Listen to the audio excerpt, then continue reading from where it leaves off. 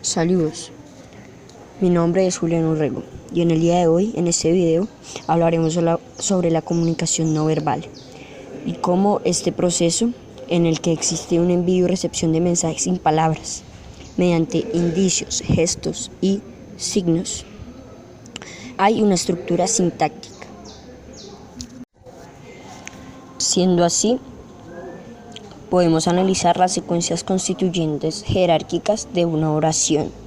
Además de esto, nos damos cuenta de que estos mensajes pueden ser comunicados a través de gestos, del lenguaje corporal o una postura, las expresiones faciales y el contacto visual, la comunicación de objetos tales como ropa, peinados o incluso en la arquitectura o símbolos de la infografía, así como por medio de la conducta. Nos damos cuenta de que hay un monitoreo continuo de lo que hacemos y lo que el otro percibe. La comunicación no verbal surge con los inicios de la especie humana antes de la evolución del lenguaje del habla. Propiamente dicho, los animales también muestran ciertos tipos de comunicación no verbal. De ese modo, es importante no confundir la comunicación no verbal con la comunicación no oral, ya que existen formas de comunicación verbal, es decir, con estructura lingüística o sintáctica, que no son orales, como por ejemplo la comunicación escrita y la lengua de señas. Asimismo, existe comunicación no verbal, que puede ser producida oralmente, como los gruñidos o sonidos de desaprobación. En los seres humanos es frecuente la comunicación paralingüística, que está acompañada a la información verbal matizándola, ampliándola o mandando señales contradictorias. Es por ello que es importante en la medida que, cuando hablamos o escuchamos, nuestra atención se centre en las palabras más que en el lenguaje corporal.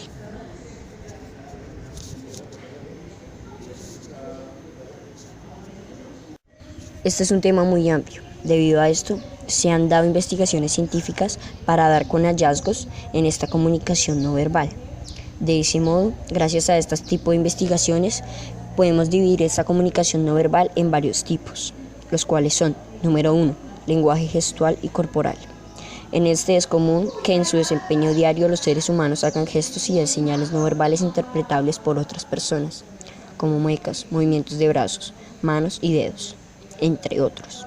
Paul Ekman encontró hasta aquí, hace 15 años, expresiones del rostro universalmente entendibles entre culturas, que además existen gestos no faciales ampliamente difundidos en las diferentes culturas. La comunicación corporal, evolutivamente anterior al lenguaje verbal estructurado, es una parte esencial del sistema de comunicación humano y de muchos primates.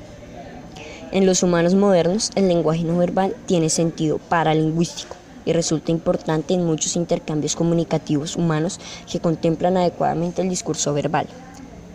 Por ejemplo, algunos autores señalan que el éxito de la comunicación depende del funcionamiento correcto y adecuado de todos los componentes del sistema de comunicación, partiendo desde la convicción de hacerse entender por un número pequeño o elevado de personas. Por eso se dice que esto es un arte que puede aprenderse en la medida en que se conocen y se ponen en práctica una serie de recursos por parte del emisor, en este caso el monitor. Se favorecerá la transmisión del mensaje y su correcta asimilación por parte de los receptores. 2. Lenguaje de la ropa. La ropa es un medio muy complejo que nos transmite un mensaje simple y concreto. Hasta encierra una serie de conocimientos, que a través del vestido podemos hablar de sentimientos, actitudes, personalidad, secretos, historias y rasgos de una persona. Es guía para definir la ropa como un sistema de signos. La ropa es una forma de comunicación que transmite y recibe información. Es decir, que este complemento refiere una gran variedad de significados que se... Número 3. El lenguaje visual. Este comprende tanto las señales o indicios simples como códigos semióticos complejos. Gracias a señas, gestos y miradas, las personas son capaces de transmitir mensajes. Este emisor que permite al receptor saber lo que significa sin ponerse de acuerdo. En este caso, la interpretación de dichas señales puede significar que es altamente dependiente del contexto lingüístico. Por el contrario, los códigos más complejos solo pueden ser aprendidos y saber su significado por determinada persona que sabe exclusivamente sus reglas pragmáticas. Por último, en el número 4, tenemos al paralenguaje, que se refiere a todo tipo de señales concurrentes con una emisión propiamente lingüística que transmiten información adicional, matizan, reafirman o incluso pueden llegar a contradecir el sentido comunicativo de dicha emisión lingüística. Para algunos autores, el paralenguaje o el paralenguajismo son aquellas cualidades no verbales y modificadoras de la voz. También son los sonidos y silencios con que apoyamos o contradecimos las estructuras verbales o que...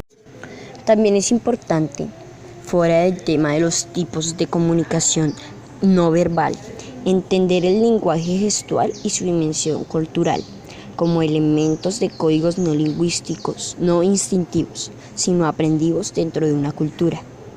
Algunas sociedades como la italiana emplean muchos gestos y expresiones faciales, otras como la japonesa utilizan muy pocos. Sociedades latinas, la distancia entre los interlocutores es menor que en la anglosajona y el volumen de la voz más alto. No existe ningún libro que hable de todas las reglas del comportamiento humano y de la comunicación no verbal del que se haya investigado. Y además de esto, ordenar los gestos de todo nuestro planeta es intentar catalogar los rostros del mismo grupo étnico de todo nuestro planeta Tierra, e incluso dentro de un mismo país puede no existir un acuerdo unánime sobre el significado exacto de cada gesto. Por lo tanto, las siguientes líneas son para utilizar como directrices generales. Por ejemplo, el saludo como apretón de manos, como elemento de comunicación no verbal, ha sido adoptado en casi todo el mundo como forma habitual de saludar a una persona.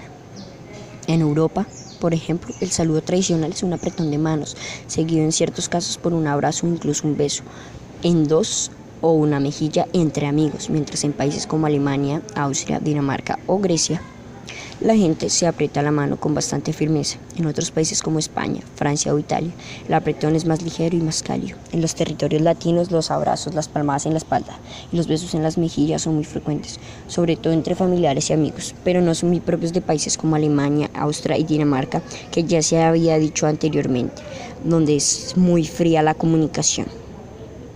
Al presentarse en Hungría o Polonia, las personas suelen estar a un abrazo de distancia entre ellos.